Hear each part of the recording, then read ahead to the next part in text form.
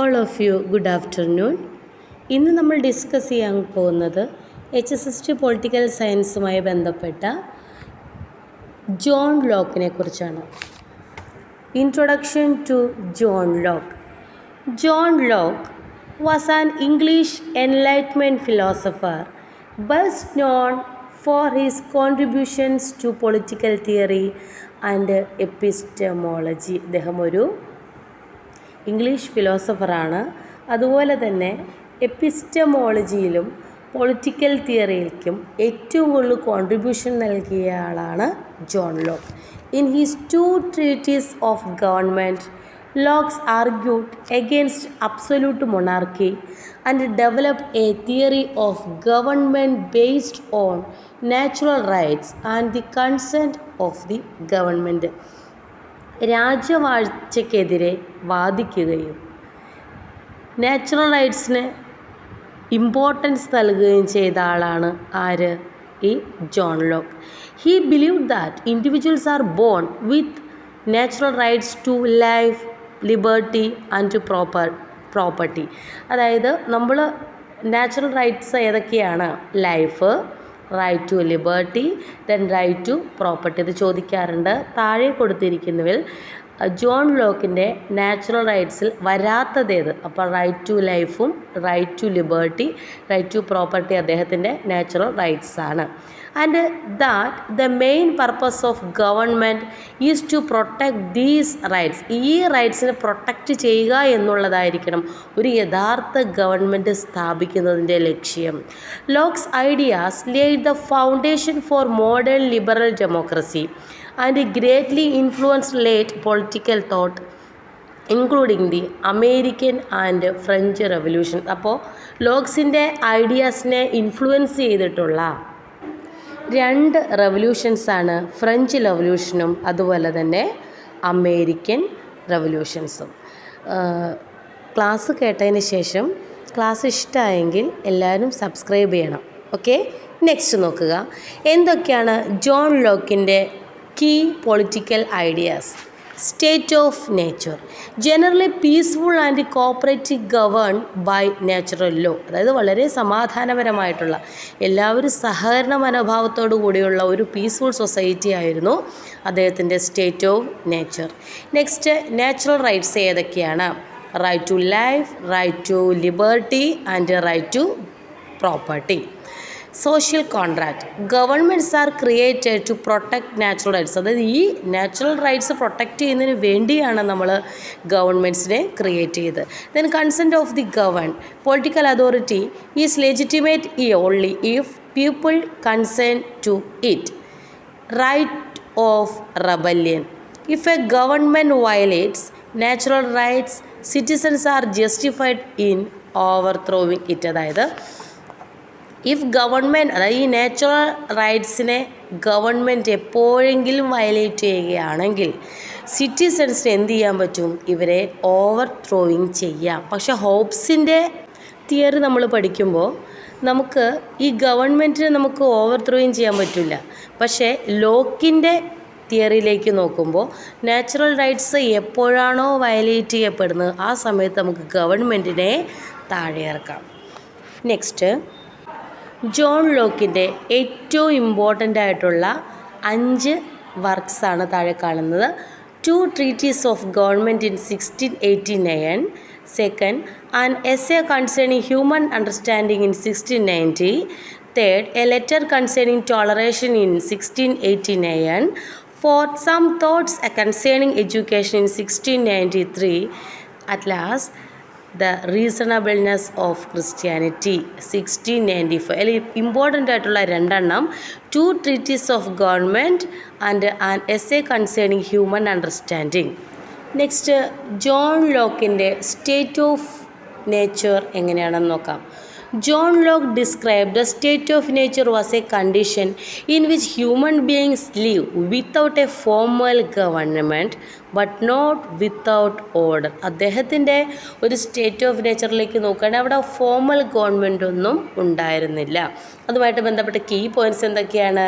People are free and equal by nature. ജന്മനാ തന്നെ അവർ സ്വതന്ത്രരാണ്, തുല്യരാണ്. The state of nature is govern by natural law which teaches that no one should harm another in life, liberty or property. അതായത് state of നേച്ചറിൽ അദ്ദേഹം പറയുന്നത് നമുക്ക് already ജനിക്കുമ്പോൾ തന്നെ നാച്ചുറൽ റൈറ്റ്സ് ഉണ്ട്. ആ ഒരു നാച്ചുറൽ റൈറ്റ്സ് ഇതൊക്കെയാണ് life, liberty or property. Third point, humans are generally rational and cooperative. ഇപ്പോൾ മനുഷ്യരെന്ന് പറയുന്നത് സ്വാഭാവികമായിട്ടും അവർ യുക്തിപരമായി ചിന്തിക്കുന്നവരാണ്. ദെൻ വളരെ സഹകരണ മനോഭാവവും ഉള്ളവരാണ്. അത് നിരന്തരമായിട്ട് യുദ്ധമുള്ളൊരു സൊസൈറ്റിയിലൊന്നും ആയിരുന്നില്ല ഈ ജോൺ ലോക്കിൻ്റെ ആളുകൾ ജീവിച്ചിരുന്നത്. Each person has the right to punish those who violate natural law. Natural law ആരാണോ വയലേറ്റ് ചെയ്യുന്നത് അവരെ ശിക്ഷിക്കാനുള്ള അവകാശം ഓരോ വ്യക്തിയിലും ഉണ്ടായിരുന്നു. Next, social contract according to John Locke. John Locke's social contract explains how and why people form a government. എന്തിനാണ് ആളുകൾ ഒരു ഗവൺമെൻറ് ഫോം ചെയ്യുന്നത്, എങ്ങനെയാണ് ആളുകൾ ഒരു ഗവൺമെൻറ് ഫോം ചെയ്യുന്നത്? കീ ഐഡിയാസ് നോക്കുക. In the state of nature people possess natural rights to life, liberty and property. Because these rights are insecure, individuals agree to form a political society. എപ്പോഴാണോ ഈ natural റൈറ്റ്സിന് insecurity വരുന്നത് അപ്പോഴാണ് അവരെന്ത് ചെയ്യുന്നത്, ഒരു political society form ചെയ്യുന്നത്. People transfer only some powers to the government, not their natural rights. കുറച്ച് powers അല്ലെങ്കിൽ ചില പവേഴ്സ് മാത്രമേ അവർ ആ ഒരു അതോറിറ്റിക്ക് ട്രാൻസ്ഫർ ചെയ്യുന്നുള്ളൂ. എല്ലാ നാച്ചുറൽ റൈറ്റ്സ് ട്രാൻസ്ഫർ ചെയ്യുന്നില്ല. The main purpose of government is to protect natural rights. ഈ നാച്ചുറൽ റൈറ്റ്സ് പ്രൊട്ടക്റ്റ് ചെയ്യുക എന്നത് മാത്രമാണ് ഗവൺമെൻറ്റിൻ്റെ ഡ്യൂട്ടി എന്ന് പറയുന്നത്. John Locke on government. First one, natural rights. Every person is born with life, liberty and property. The government's job is to protect these rights. ഇനി അത് കൂടുതൽ പറയണ്ട, ഓൾറെഡി പറഞ്ഞു പോയതാണ്. Second, social contract. Governments are created by the consent of the governed. People agree to obey laws in exchange for protection of their rights. അവരുടെ rights, natural rights protect ചെയ്യുന്നതിന് വേണ്ടി നമ്മൾ അവിടെ ഒരു ഗവൺമെൻറ്റിനെ ക്രിയേറ്റ് ചെയ്യുകയാണ്. Next, limited government.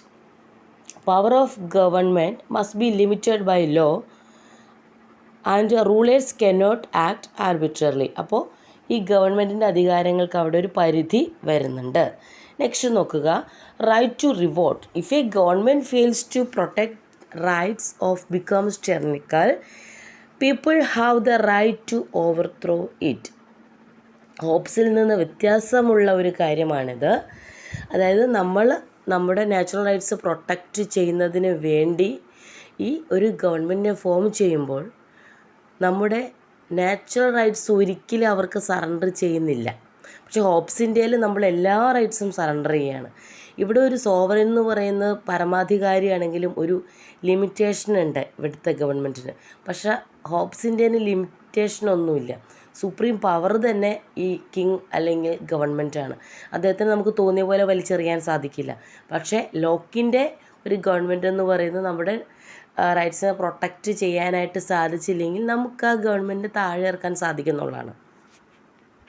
People have the right to overthrow it. Next, ഇനി പെട്ടെന്ന് ഓർക്കാനായിട്ട് എന്തൊക്കെയാണ് ജോൺ ലോക്കിൻ്റെ ഐഡിയാസ് ഒന്ന് നോക്കാം. Natural rights, social contract, limited government. അതിൽ പ്രത്യേകത no ruler should have. Absolute പവറുള്ള ഒരു റൂളർ യഥാർത്ഥത്തിലില്ല അവിടെ, കേട്ടോ. Then right to revolt. If government fails we have the right to overthrow it. Okay, next tabula rasa, അതായത് blank slate. Humans are born without innate ideas, അല്ലേ? Knowledge come from experience and learning, അല്ലേ? Human beings ജനിക്കുന്നത് എങ്ങനെയാണ്? അത് വളരെ ഭൗതികമായ ideas കൊണ്ടൊന്നുമല്ല. അവർ ജനിക്കുമ്പോൾ അവരുടെ മനസ്സെന്ന് പറയുന്ന ഒരു ബ്ലാങ്ക് സ്ലേറ്റ് പോലെയാണ്. അതിനാണ് അദ്ദേഹം ടാബുല രാസ. അപ്പോൾ നോളജ് എന്ന് പറയുന്നത് നമ്മുടെ എക്സ്പീരിയൻസിലൂടെയും പഠനത്തിലൂടെയും ആർജിച്ചെടുക്കുന്നതാണ്. അപ്പോൾ ടാബുല രാസ എന്ന് പറയുന്ന കോൺസെപ്റ്റ് ആരുടെയെന്ന് ചോദിക്കാറുണ്ട്. Then separation of powers.